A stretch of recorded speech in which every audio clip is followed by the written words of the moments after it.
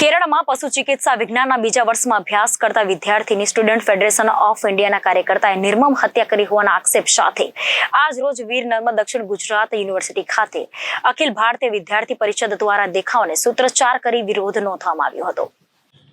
હિન્દુત્વ અને રાષ્ટ્રવાદની ભાવ રાખનારા વિદ્યાર્થીઓ પર એસએફઆઈના ગુંડાઓ દ્વારા હુમલો કરી અત્યાચાર ગુજારવામાં આવી રહ્યા હોવાના આક્ષેપ કરાયા છે, જે વિદ્યાર્થીની નિર્મમ હત્યા કરનારા ગુંડા તત્વો વિરુદ્ધ કડક કાર્યવાહીની માંગ અખિલ ભારતીય વિદ્યાર્થી પરિષદ દ્વારા કરવામાં આવી છે।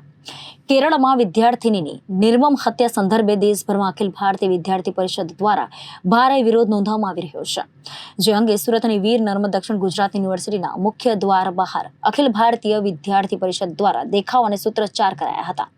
અખિલ ભારતીય વિદ્યાર્થી પરિષદના સુરત શહેર મહામંત્રી મનોજ તિવારીએ જણાવ્યું હતું કે એસએફઆઈના કાર્યકર્તાઓ દ્વારા પશુ ચિકિત્સા વિજ્ઞાનના બીજા વર્ષમાં અભ્યાસ કરતા વિદ્યાર્થી જે સિદ્ધાર્થનની નિર્મમ હત્યા કરવામાં આવી છે।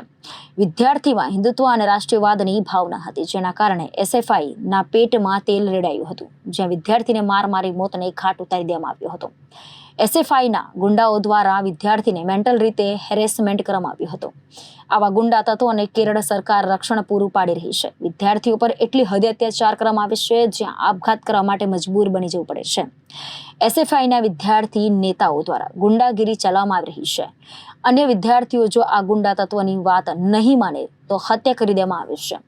જે ગુંડા તત્વો એસએફઆઈ સામે દેશભરમાં અખિલ ભારતીય વિદ્યાર્થી પરિષદ દ્વારા વિરોધ નોંધવામાં આવી રહ્યો છે।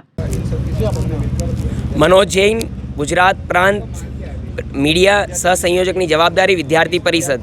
આજે Veer Narmad south Gujarat university main gate ખાતે વિરોધ પ્રદર્શન ચાલી રહ્યું છે।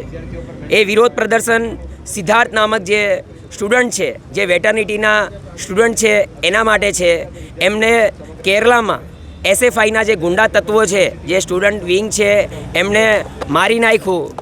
કેમ કે એ હિન્દુવાદી વિચારધારા સાથે બિલોંગ કરતો હતો, રાઇટ વિંગનો સ્ટુડન્ટ હતો, એટલે એને મારી નાખવામાં આવ્યું। એના સાથે મેન્ટલ હરેસમેન્ટ થયું અને સ્ટુડન્ટ જેના સાથે આ લોકોએ એવો વર્તાવ નહીં કરવો જોઈએ, એવું વર્તાવ એ લોકોએ એના સાથે કર્યું। એટલે અમારી આજે જે માંગ છે એ સિદ્ધાર્થ નામના જે સ્ટુડન્ટ છે એમને ન્યાય મળે, એના માટે આજે વિરોધ પ્રદર્શન આખા ભારતભરમાં થઈ રહ્યું છે।